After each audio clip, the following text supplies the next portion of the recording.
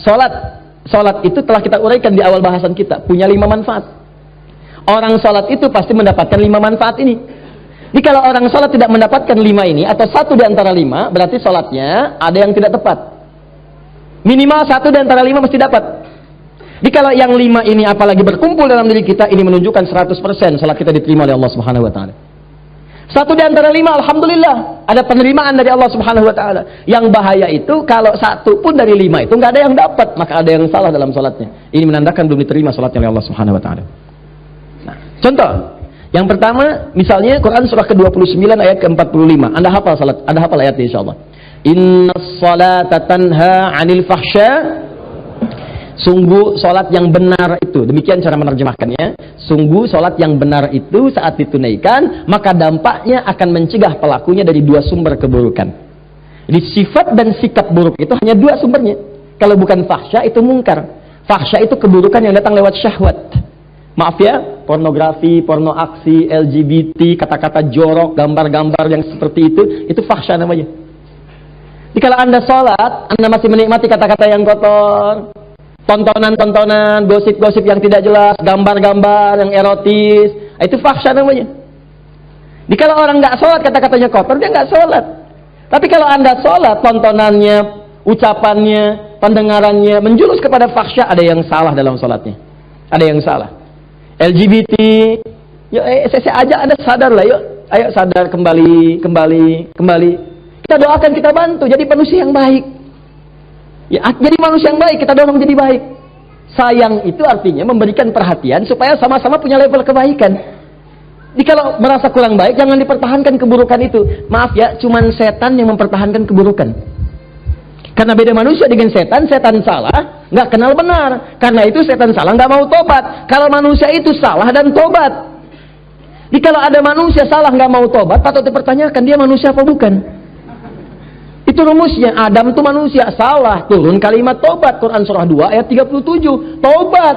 Diucapkan kalimat tobat. Quran surah 7 ayat 23. Begitu diucapkan diterima tobatnya. Fatalaqa Adam min rabbi kalimatin fataba alaihi. Apa kalimatnya? Rabbana zalamna anfusana wa illam taghfir lana wa tarhamna lanakunanna minal. Begitu diucapkan diterima taubat. Setan salah. Diberi kesempatan taubat. Quran surah 7 ayat ke-12 kata Allah, "Ma mana'aka alla tasjuda idza amartuk." Hei kamu setan. Kamu salah. Saya perintahkan enggak mau sujud. Kenapa enggak mau sujud? Itu kan perintah saya. Itu kalimat kesempatan taubat enggak diambil. Apa jawabannya? Ana khairum minhu. Khalaqtani min nar wa khalaqtahu min tin. Saya lebih hebat daripada Adam. Saya diciptakan dari api, dia dari tanah, enggak level. Dari api harus sujud kepada yang tanah. Marah Allah. Allah fakhruj. Keluar kamu. Keluar. Nah, jadi setan itu diminta taubat, diajak baik enggak mau. Kalau manusia itu beda, diajak baik jadi baik. Ya, jadi kalau Anda misalnya mendapati keluarga, teman, kawan, kemudian dia salah, diajak untuk jadi baik enggak mau, itu tandanya bukan. Tandanya dia sedang dipengaruhi oleh setan. Bukan tandanya dia setan. Ibu punya suami, diajak baik, papa jadi baik dong pak. Mama ini ngajarin papa. Setan. Bukan. Ada pengaruh di situ. Jelas ya? Balik sini. Jadi orang sholat itu pasti menjauh dari perbuatan fahsya, mungkar, keburukan yang diingkari oleh hati kita. Sumbernya nafsu perut dengan akal. Nafsu perut itu maaf, materi, mencuri, nafsu perut tuh, korupsi, kolusi, menipu. Nggak ada orang sholat nipu. Mustahil. Ini yang paling aneh, orang sholat dia ikut sholat baru takbir keluar mencuri. Wudu, habis wudunya apa? Apa kabar? Dipakai juga. Sholat takbir, begitu takbir khusyuk kelihatan. Rakaat pertama mundur, tas orang diambil. Ada yang mundur, kotak infak di bawah. Ada yang salah. Mustahil. Orang sholat itu kalau habis sholat dia ingat Allah. Kalau orang ingat Allah mustahil bermaksiat. Quran surah 4 ayat 103. Fa idza qadaitumus sholata fadhkurullah. Kalau sholat kamu selesai, kamu akan ingat Allah. Jadi kalau orang ingat Allah nggak akan maksiat. Anda selesai sholat, pergi ke kantor, ya di musola, pulang, ba'da sholat, kembali ke pekerjaan. Maka saat bekerja nggak mungkin maksiat, nggak mungkin, mustahil. Nggak ada tangan mudah menggerakkan, angka bertambah, tanda tangan kwitansi dinambah, cek kosong, diisi nggak benar, broker macam-macam, itu mustahil orang sholat demikian, mustahil. Datang duduk, datang orang, Pak, ini Pak, tanda tangan. Mudah aja nggak ada. Dia akan lihat, Allah salah ini. Maaf Mas, saya malu dengan Allah. Kenapa? Tangan saya ini baru dipakai tahiyat, masa kemudian digunakan maksiat? Jari saya jadi tahiyat, nggak akan dipakai untuk maksiat. Silakan ambil. Begitu Anda katakan, itu diceritakan pahala oleh Allah. Pahala. Dan ingat ya, pahala itu bukan cuma lahir dalam perintah, tapi larangan. Ketika Anda dikerjakan itu dapat pahala, segera berdoa, ya Allah, mohon pertahankan keluarga saya dari perbuatan maksiat, jauhkan dari godaan setan. Jelas ya? Kembalikan.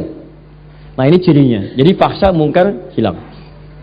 Nah jadi kalau selama ini Anda ibadah, ciri itu tidak ada yang salah. Zakat saya cepat. Zakat itu ciri penerimaannya jika ada perasaan dalam hati kita sudah tidak loba lagi dengan harta. Ya, tidak loba dengan harta. Suka senang berbagi, lebih tepat guna, lebih proporsional, lebih punya visi. Allah kasih saya kebutuhan, ya Allah terima kasih, sebulan 50 juta. Ternyata kebutuhan saya cuma 30 juta. Dia evaluasi. Berarti yang 20 juta itu bekal saya ke surga. Maka turunlah Quran surah ke-28 ayat 77. Paling kiri sebelah bawah. Wabtaghi fima atakallahu daral akhirah wa la tansa nasibaka minad dunya. Kata Allah, "Hei, fulan, saya titipkan harta buat ngejar ke surga. Karena amalan kamu itu nggak sama dengan dia. Dia itu kelihatannya sedikit, tapi malamnya bisa tahajud. Siangnya bisa puasa, baca Quran sudah banyak, hafal Quran di dalam jiwanya, dalam kepalanya. Kamu ini saya berikan harta lebih, karena tahajud gak bangun-bangun. Baca Quran belum mampu, hafal Quran pun di luar kepala, masih di luar, belum masuk. Saya berikan tambahan harta supaya nyusul amalan dia, diberikanlah harta berlimpah. Masuk, dipakai. Makanya ketika kalimat itu turun, kalimat Qurannya, wabtaghi fima atakallahu daral akhirat, cari negeri akhirat dengan harta itu. Sedekah, infak. Makanya orang-orang yang telah lulus ujian dengan harta itu, jadi orientasi mengejar peningkatan omsetnya itu untuk jadi akhirat, Bu, Pak. Betul, bagaimana bisa zakat kalau nggak ada uangnya? Bagaimana bisa bersedekah kalau nggak ada uangnya? Setiap kita punya peluang, teman-teman, kalau bisa ya punya visi. Saya juga berusaha sama, walaupun cuma 3.000 misalnya, berusaha jadi uang tambahan 3.000 supaya bisa infak. Bagi 3.000 bagi dalam sebulan, sehari 100 nggak apa-apa. Sehari 100. Dan ikhlas tuh nggak usah pamer sama orang. Mau ngasih ke kotak infak cuma 100, nggak apa-apa, ikhlas, nggak usah pamer. Ya begitu dimasukin dalam Jumatan misalnya kan, bagaimana caranya supaya tidak terdengar oleh orang lain, ikhlas. Lega, masuk.